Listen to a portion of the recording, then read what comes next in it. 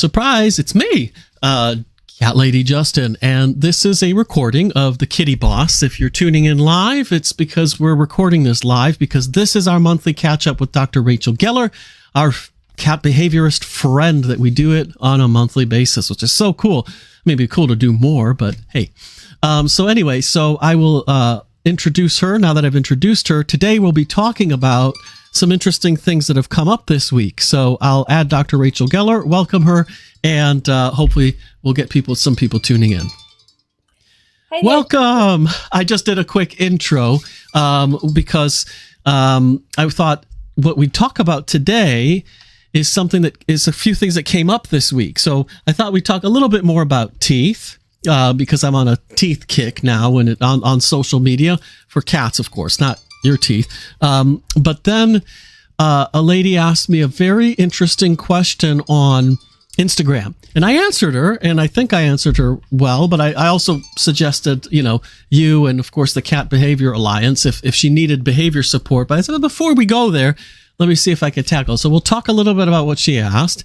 And so if that's okay, well, welcome to the show, first and foremost. That sounds great. I feel very welcomed, and so let's get started. Yeah, and as you're wearing a cat shirt, it might not look like I'm wearing a cat shirt, but if I stand up, you can see that I am wearing a not only Tom and Jerry, but I'm wearing Sylvester and Tweety. So, of course, forget the mouse and the bird. What's important are the cats. So I am wearing a cat shirt, and I love this shirt because I like cats. It's not particularly Tom and Jerry or Sylvester, but I just like cats. So something interesting happened today, which is one of the local counselors, which is a politician here that's not paid, like a local counselor, posted a local cat shelter. There's this really beautiful cat named Milo that needs to be adopted. And in fact, he was close to being adopted. Excuse me. And it somehow fell through. And he's this big kitten. So he's a kitten, but still he's a grown kitten. He's about not to be a kitten. And apparently it was about to be adopted and it fell through, and it's so sad. And she says he's the friendliest kitten in the shelter. He'll be your companion, your lap cat. I said, look, if Emily wouldn't totally be upset by another cat, I would totally adopt him.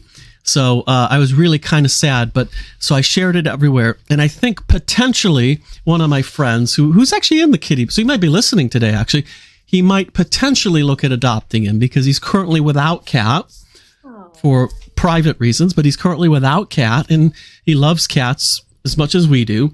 So it would be really, really awesome. You never know, obviously. We always suggest you let the cat pick you. So you walk in and the chemistry's wrong. I don't suggest adopting that unless you want an uphill battle.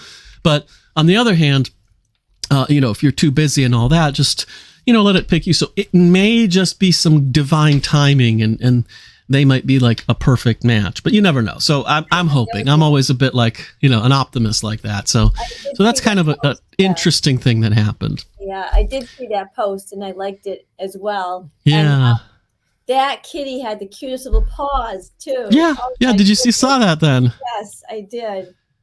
Yes, I'm hoping that he'll find a home. He was just too cute to not find a home.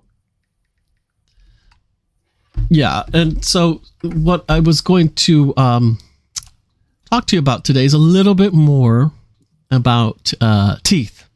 Okay. Because one of the things that we suggest is obviously gradually, exposing them to teeth. But that's kind of like with everything. When you introduce a new cat to the house, you do it gradually. New routine, gradually. So everything's gradual with cats. But with the teeth, it's also really important because the brushes can actually hurt and make it bleed. So you don't want to straight away introduce some kind of stiff bristle brush in a cat's mouth. So the best thing to do is to start really gradually with different things, like, maybe just your finger at first, and then just gently rubbing. And then they have these little things that look like towel that fits around your finger, and then rub that around. And then they have these little brushes that are silicone. And then they have these rather soft conical shaped brushes that get in there and you can get, under the gums and prevent the tartar and all that. And that's really nice too, but that's almost like a few steps down the road.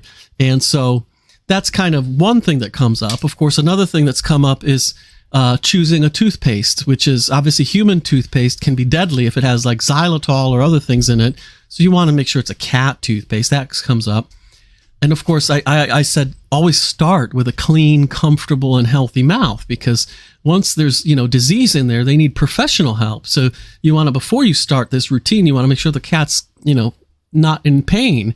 And then, of course, there's the final step, which I think is the more behavioral aspect of it, which is repeat and reward. Because like with everything with cats, they don't respond well to punishment. They really just become afraid of you. Right. So you want to reinforce this with obviously repetition of the toothbrushing daily, but also rewarding them. And it seems a little bit sometimes nonsensical to say, oh, I'm going to give it a treat right after I brushed its teeth. You wouldn't have a piece of candy after you brush your teeth. But you kind of have to do that with a cat at first, don't you? What do you think? You do. You made such a good point when you said that cats don't respond to punishment. They really don't. Cats don't think in terms of right or wrong the way that we do. So if a cat isn't responding to you brushing her teeth, it's not because she's morally, trying to do the bad thing. It's just because something doesn't feel right. She's afraid of it. It feels unpleasant. And she's responding to that feeling as a cat, not the way a person would. So punishment just makes your cats even more confused and even more fearful. But if you give your cat a reason to like her new behavior, that's the way to go. So reward, something positive. A treat is a great example of a reward. Some people's cats love to be brushed. If you have a cat that finds that rewarding, that can suffice as well. But really important to go slowly, as you said, be very incremental, reward as the cat is behaving the way you want her to, and definitely refrain from punishments. When you use something like a spray bottle, all you're going to do is get a wet cat who doesn't trust you. Oh, yeah. I even forgot about those things because it's just so like, why? Yeah, but some people I've heard it recommended. Oh, use a spray bottle to keep the cat off the counter. I'm like, really? Your cat's just going to be afraid of you. Yes, they might stay off the counter, but they'll love you less. You know what? They probably won't even stay off the counter. So you're just going to get a wet cat who loves you less, who's just going to wait for the next time you're not looking to jump up there again. So totally ineffective. Yes. Yeah, actually, that's true. Yeah, they'll be afraid of you. So when you're watching, they won't go on the counter. Right. But as soon as you go to bed or whatever, they'll be straight on there. So because they don't associate that, at all. They do not. And and it reminds me actually of I've got a pretty nice garden, and it's pretty big. But I've got an infestation of caterpillars, but not the good kind, eating my box hedges, and I have it trimmed kind of like a French, formal garden where it lines these things. So it can be really pretty, but not when it's infested and infected with these caterpillars that have eaten and destroyed them and killing it, and their webs are everywhere. So you can poison them, which is really not good because it's actually also poisonous for the cats, and then I can't take them. And mine are indoors, but they do go out with me and they like it. So I'd have to spend weeks with them not getting out in the middle of the summer because I have to handle this in the next week or two. Otherwise, it'll get out of hand and kill them. So, but I found an interesting solution for anybody who has this problem, for example, and has cats that go outside or doesn't want to use deadly chemicals in their garden. I found that, and I haven't tried it yet, so I'm going to try it as soon as it arrives. Neem oil, Neem, neem oil. I've heard it from Ayurvedic medicine, but it's also pretty common. Mixed with a gallon of water and generously sprayed on the plant will actually kill and destroy the worms or the caterpillars, and it's not dangerous to cats. It's not deadly to them. It's not deadly to other wildlife. So remember that poison that you've killed the caterpillar with, I mean, that'll also kill the butterflies, kill the bees, kill anything else. So I'm not keen on that. So I'm quite happy that I found that, and I'm hoping it works because that would be so good. Because if we go in there and we spray this stuff and I've got a solution to this problem that's not poisonous, I'll be very, very happy. So I don't know if you've ever heard of this. I mean, if you even live in a house, maybe you're in an apartment.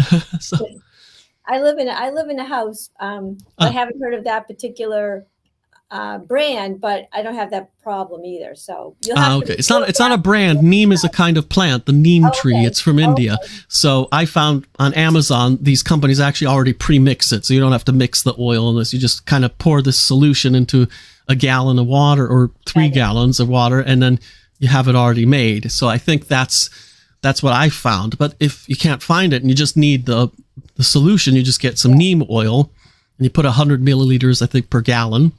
And it sounds like a lot, but it goes a long way. And then you don't have a toxic solution. You have a non-toxic solution to this issue. So that reminds me of that, because I prefer non-toxic stuff, don't you? Yes, absolutely, yes. Yeah.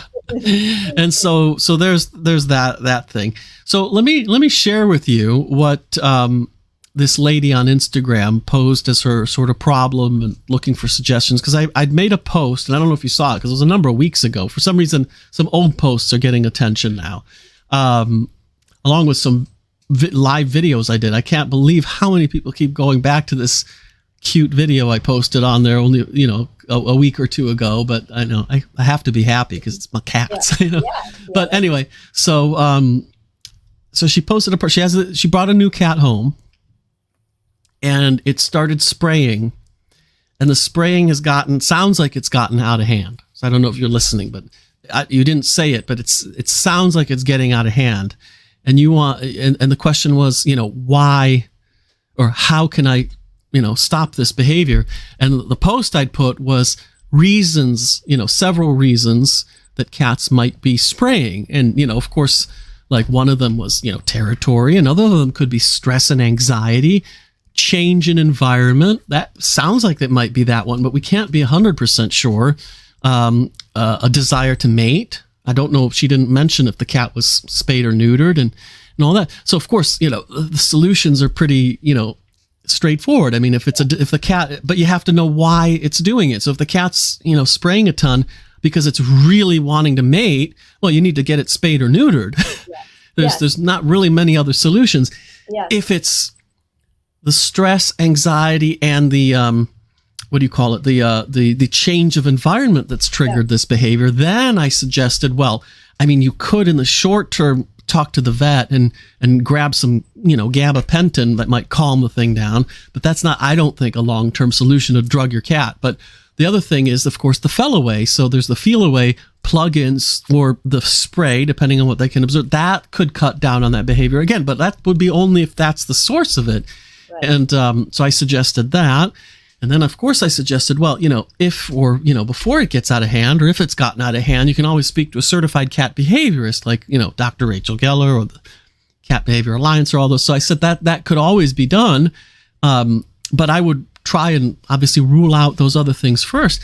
But also, I suggested, if there is a physical reason the cat is doing that, if it's ill or in pain or something, you might want to rule that out too. And they don't speak English, so it's going to be hard. But I said, you need to try to investigate why it's doing it first. Then there's the territorial thing.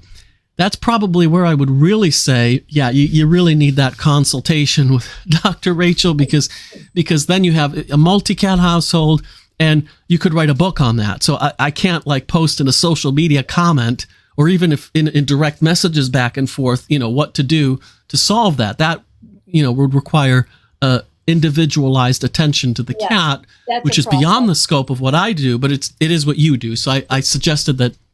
I think I even tagged you in so she could click on your profiles and follow you, and then make a decision there. So that's kind of where I went with it. What do you think? Well, I think your idea of kind of like that detective work at the beginning is a good one, because there are so many factors that go into this, and she didn't really give you a lot of information to go on. So, I mean, you did a good thing by then asking a lot of questions. Yeah, I mean, by the way, they always do that. They always ask something that's interesting but vague enough. So I'd be like, there actually could be dozens or hundreds of reasons for this behavior.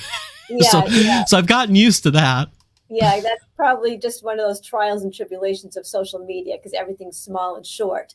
But I think too, a lot of people confuse spraying and marking with inappropriate urination. So it's important too to rule out, is this a litter box issue? I mean, is the cat just peeing outside of the box, or is the cat actually spraying and marking? So if you know that your cat is spraying and marking, if it's consistently on a vertical surface, maybe somewhere between 4 to 6 inches up off the floor, that's a cat who is spraying and marking. He's backing up to some vertical furniture or wall or chair, radiator, whatever, some vertical surface in your home, and that's spraying and marking. If the cat is just going other places rather than litter box, then we may have a litter box issue. And both of those problems can definitely be caused by, a new cat in the home, all of the things you already mentioned, fear, anxiety, stress, territory, etc. But the solutions are a little bit different. For a litter box problem, we're going to make sure that the cat isn't afraid to use the box, the cat's not feeling vulnerable, the box is in a safe location, it's wide open, there's no cover on the box. For marking, we may want to encourage the cat to mark in a different way than urine. So cats also mark with their paw pads, cats mark with their scent deposits. So you could do things like put one of those adhesive, they make these adhesive things that you can stick to the wall. The cats can rub their chin against. Yeah, I've heard of those. Yeah. So that's another way that a cat can mark that doesn't involve urine. You can take a sock and rub the cat around his mouth and his glands, and then use that same sock on the wall, like 4 to 6 inches above where he's marking, sort of trick the cat into thinking he's already scented that area. You can put some food in the area where he's marking, if that's what he's doing, because cats won't eat where they pee and where they spray. So there's all kinds of things you can do for a cat who's spraying. Spaying and neutering is definitely number one. So I'm glad you mentioned that. But, if the cat is spayed and already is neutered, there's definitely other things we can do. So the approaches are a little bit different. And I find that a lot of people do confuse spraying and just improper litter box use. So that's like a big thing to tease out first. Yeah, and what I'll do is once I upload this episode, I'll probably share maybe the YouTube link, because otherwise I have to find out which platform is she on, Apple, Google, Spotify. So rather than worry about that, I'll just probably share the YouTube link so she can go listen to this and get your detailed answer rather than trying to co-opt or remember everything you said. Because I think it's really important, actually. And I did not think of this, is it spraying or is it inappropriate urination? That's a distinction that's really, really important, because actually that could be a health thing. Because if it's inappropriate urination, does it have, urinary tract problems, or is there a urinary tract infection or crystals, or, there's so many things that could go wrong with these things. And even stress. A cat can get a UTI merely from stress. They're very unique in that way. So if this is a new cat in the household and maybe the introduction process was a little rushed, or she didn't take enough time integrating the cat in incrementally, there's that word again, gradually, that you pointed out, always pertains to cats, that the cat may have gotten stressed, and then the cat goes to use the litter box and it hurts when he pees. So now he's not going to go to that box again because he associates the pain with the litter box. So, we could do a whole series of catching up on just kind of like that litter box / spraying / inappropriate urination. Yeah, so I think it would be very important for her to listen to the episode so she can at least diagnose that, and maybe the cat needs to go to the vet. That could be an issue as well. We may be confusing spraying with urine. So which sounds funny, but it's not funny for the cat, because it's probably not in a happy frame of mind. So it's really important to use their litter boxes. They are clean and fastidious creatures. So a cat who's not using the box is a cat who's either in pain, unhappy, afraid, or very stressed. So you made a very good point that the cat, to us, is just a plastic box with some soft sandy stuff in there, but for a cat it's a huge big deal. We really it is. It's got to be that, because it's I even watched a funny but obviously offensive movie. It would never get made today because it's the most politically incorrect film ever, but Scary Movie. So I watched Scary Movie 2, and there's a cat in And I love the cat. And the cat is like, it's obviously enchanted in some way. It's a phantasm or some kind of ghost or whatever is possessing the cat. So he gets aggressive with one of the main characters. And of course, cats can't do this, but picks up a chair and smashes it on her head. But also, as soon as the woman says, "Oh, and I know why you're mad, because I pooped in your litter box." Like the human pooped, and the cat's eyes, it's obviously a puppet or something. The cat's eyes go like this, and then it gets like super aggressive and tries, and actually instead of just trying to scratch, and it grabs a bottle, smashes it, and goes to try and kill her because it ruined its litter. So it was like really like, Yes. super possessive of its litter box. Now I know that with Emily and Charlotte, that if the litter box, if I leave it a little too long before changing the litter, they get testy. Like Emily gets a little bit more testy, a little bit more hissy with Charlotte, with each other. It's just like they just get more like on edge. Yes. And it's all around that damn litter box. So it's super important. And I have a couple comments from some people that are watching this. So we love you for watching this live. That's awesome. And we love you also if you're listening to this recording on Apple, Google, Spotify, StickYard or whatever else thing is, but or YouTube. And so there it is. But one of them is called Facebook user. So I apologize because this is that I have in front of me is not revealing who you are. Probably there was something you needed to click. I don't actually know because I'm not a tech guy. I'm a cat guy. I'm a cat expert, not a tech expert. But it says Pretty Litter is good but expensive for a multi-cat home. Now I'm not sure what he's referring to. I have Scoop Send. Not sure what oh, I see.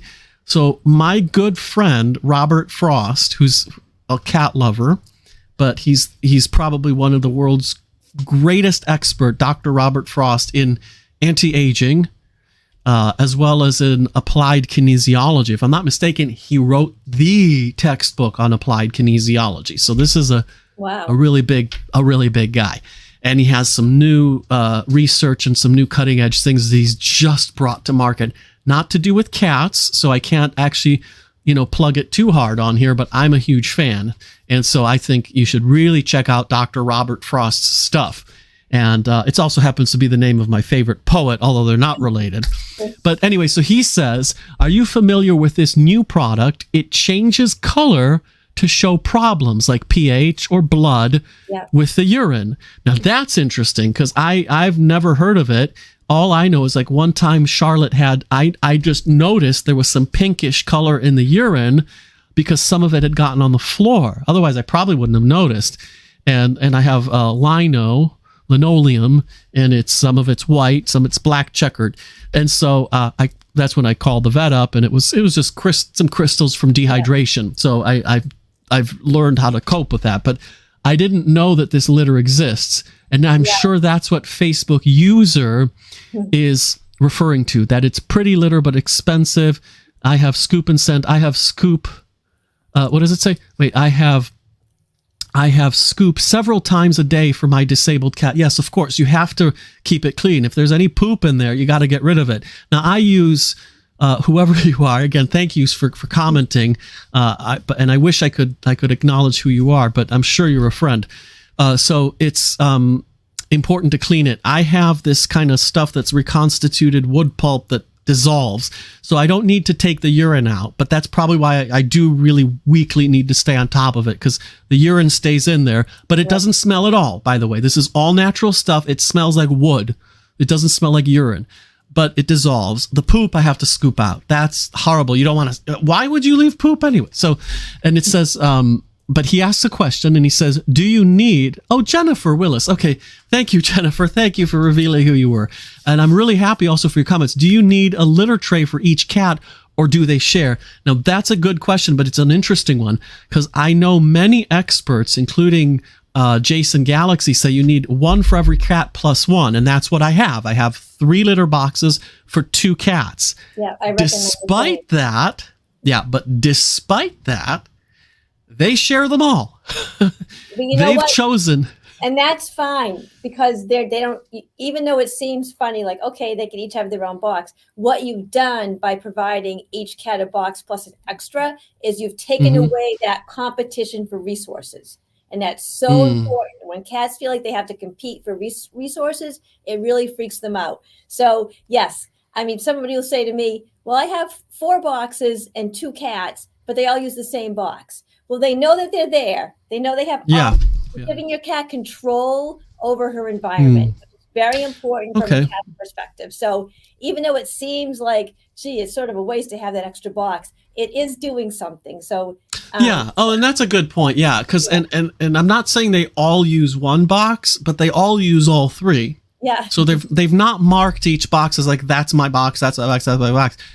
There's one in my bathroom, and so they go there sometimes. Usually, actually, they're very respectful. They usually don't poop in there. Maybe because they know it's the ensuite where we all sleep. So we all sleep. It's not far because it's in my bedroom, and so so they're very polite. But that's my cats.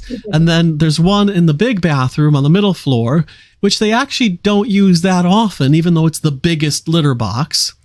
And then the triangular one that I have in the small bathroom at the end of the very end of the kitchen, which is where any guests would go if they visit my house. That's the one they seem to gang up on the most. Like, I have to change the other ones once a month. That one I got to change weekly. For some reason, they love that one.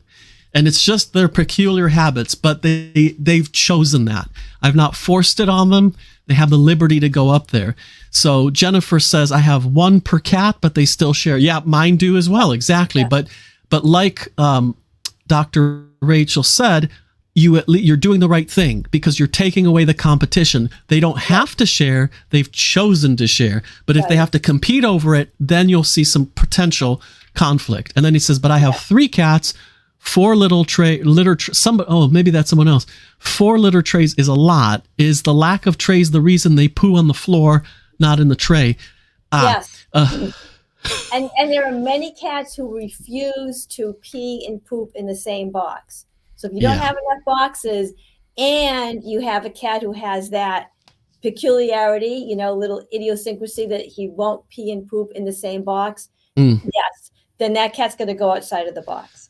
Yeah, and and Emily has never pooed outside the box, ever, no matter how dirty it was. Charlotte, on the other hand, will poo in the litter box once, like when it's new, and thereafter she drops them on the lino near the litter box. So at least she doesn't do it on any carpet. She does it near the litter box, and it's easy to clean. I scoop it up with some toilet paper. I use some disinfectant wipes. I wipe it off. Job done. So it's not a big deal. I've never worried about it or reprimanded her, but that's kind of what she does. But yeah, I mean, I would have no idea what to suggest to our mutual friend Rita, who has 19 cats.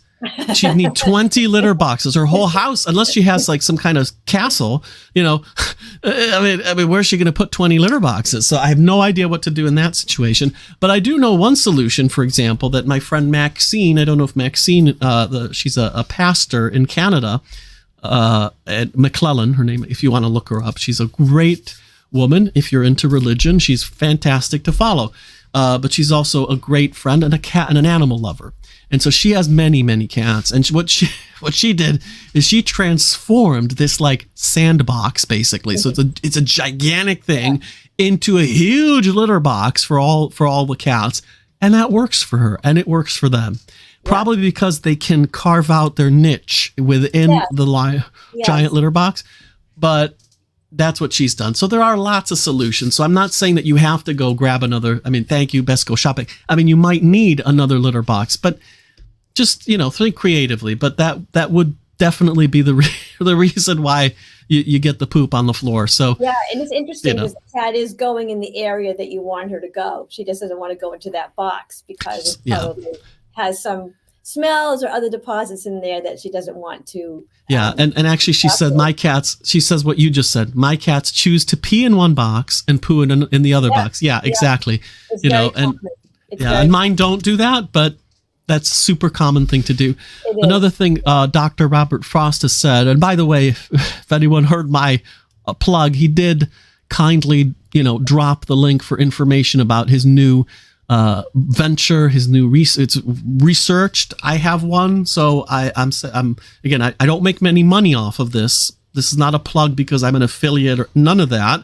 It's because I have one, I love it, and of course he's a good friend, so I'm supporting him in this thing. But he dropped a link in there if anyone wants to check it out.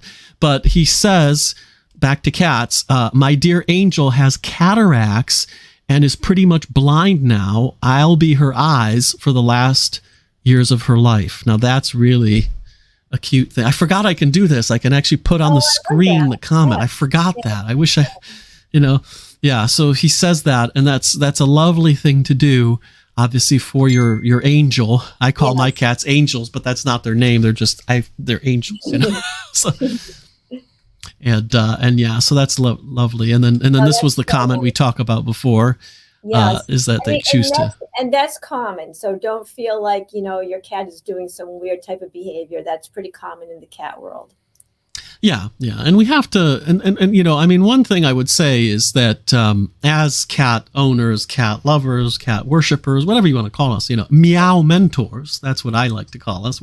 As meow mentors, we understand that there are things that we do that maybe someone who's not a meow mentor would think, that's ridiculous. I would never do that.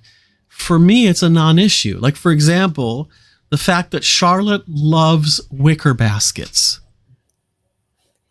She loves them. She uses them better than scratching posts. She has scratching posts, but she loves the wicker baskets. Now, somebody else might say that's ludicrous. Why would you let your cat do that? But it's a non-issue for me. I just let her. She loves it. So I'm like, okay, here you go. It's like a present. It's like a gift for Charlotte because she loves them. So she gets to scratch up all the wicker. I'm not going to be too bothered by it.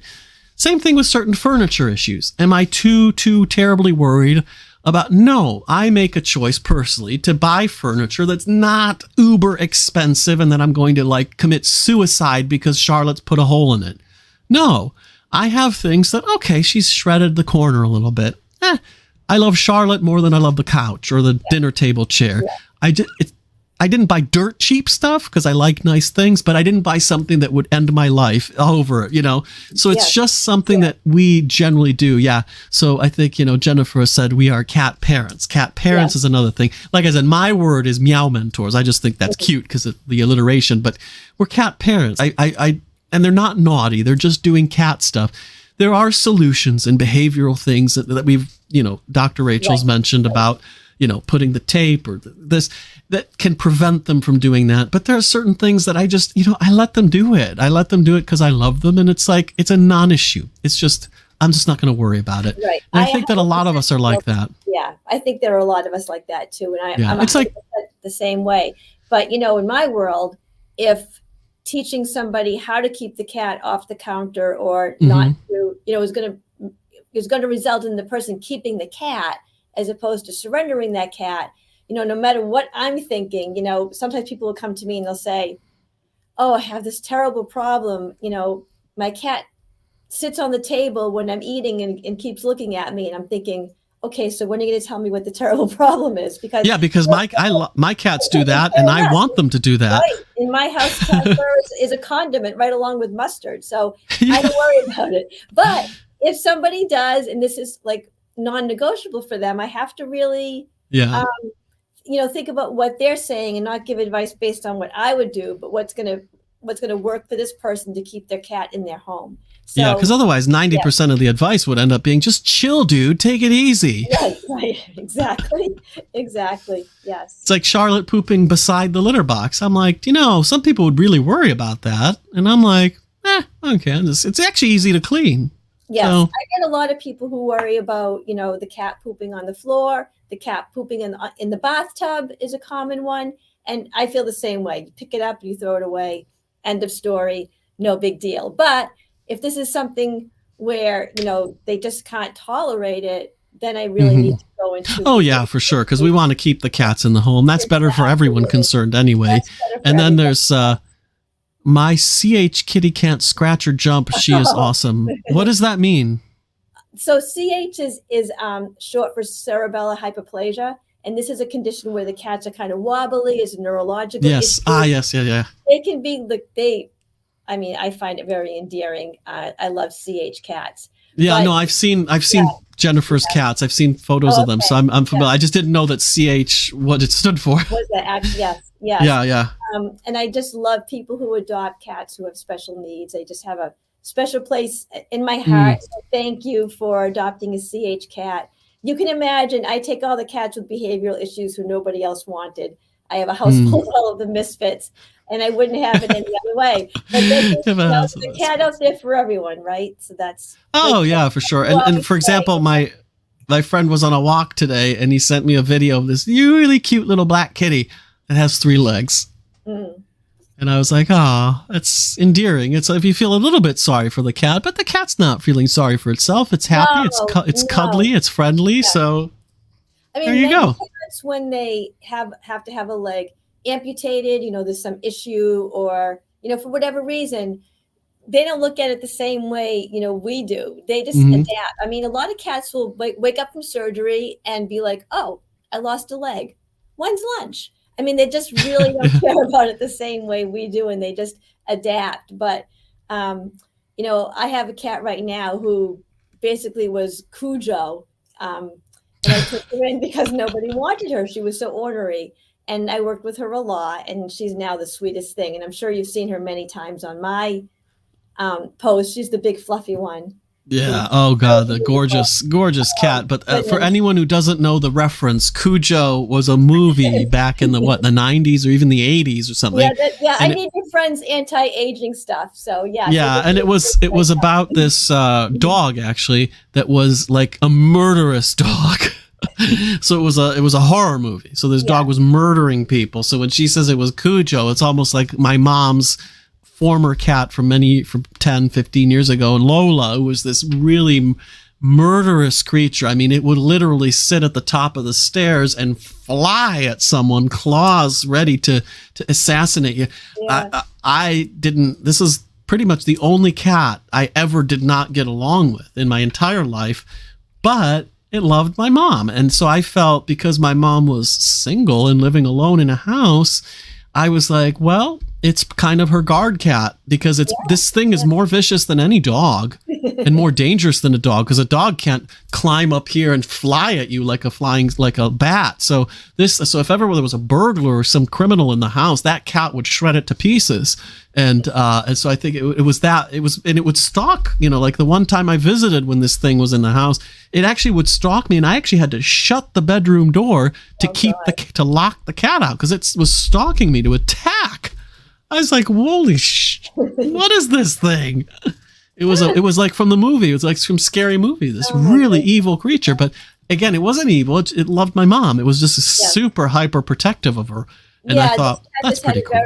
A very high stranger danger radar, and probably something happened in that cat's life to make that happen. And again, I work with people all the time how to get their cats used to visitors and guests, or new boyfriend, new girlfriend, and it can be done. But it sounds like in your case, your mom was fine with the situation, and she kind of lived with it, which is she kind of liked it, I think, because she felt protected and safe. But so I don't even know if my mom didn't somehow energetically influence this situation from happening and saying this thing is going to protect me, because it really did, and it was great.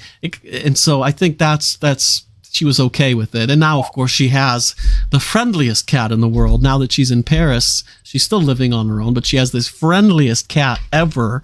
That's this gorgeous little thing that is just I don't know, it's a miracle. It's like I've never seen something so friendly. I mean, it's just incredible.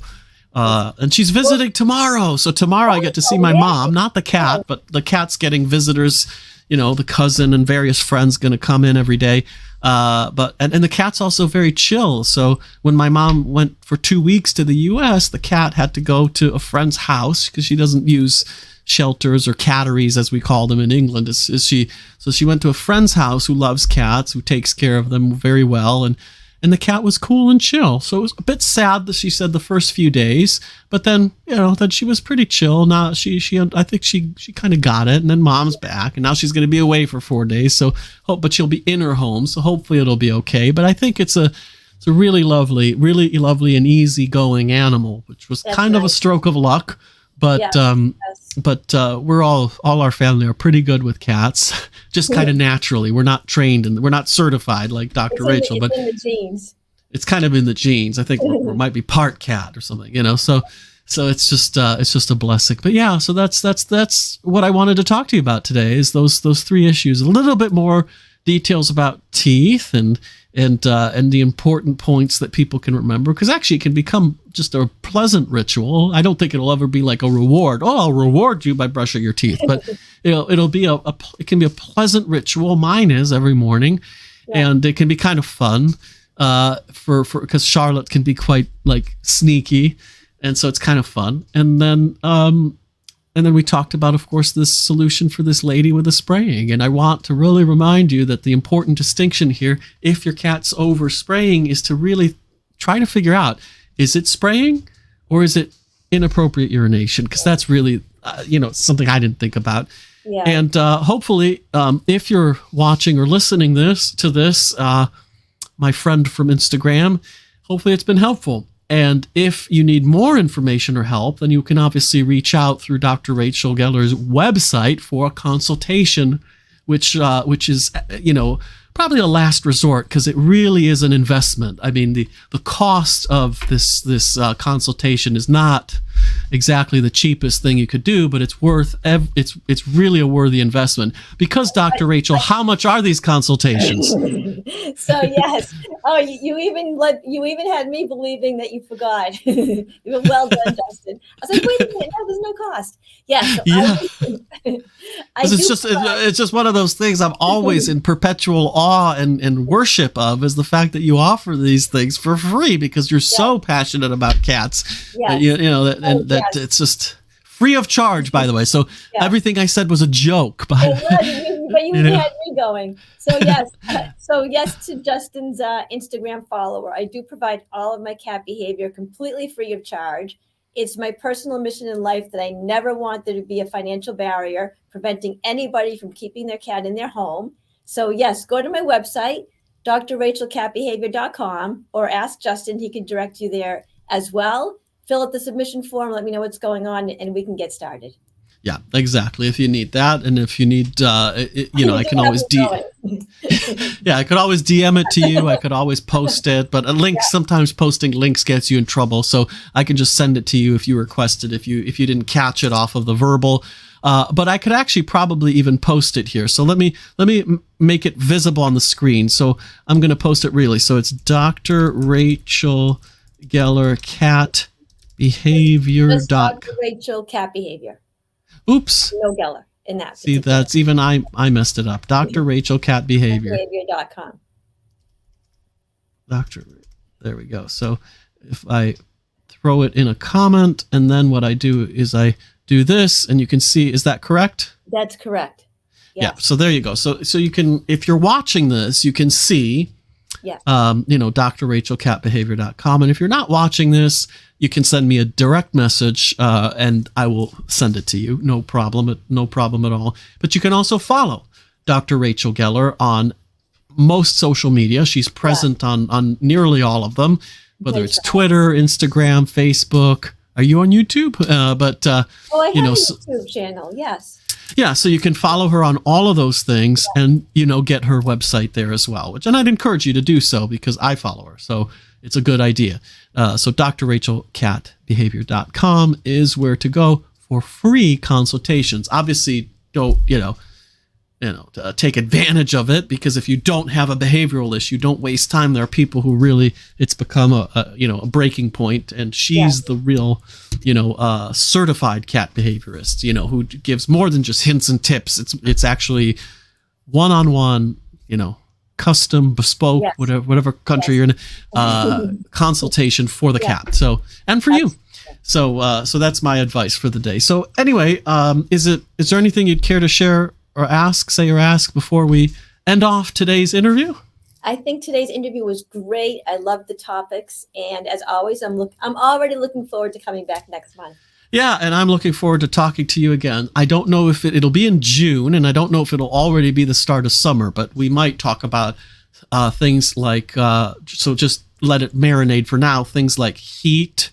Yeah. because, for example, I'll tell you about Emily and how she reacts to the heat. Very different than Charlotte. In fact, I bought an air conditioning unit just for Emily, not for me. I don't need it. So we probably, if it is summer, I think it'll be appropriate to start, or even pre-summer, to talk about the heat, a great topic. and what to do, and how cats window safety too.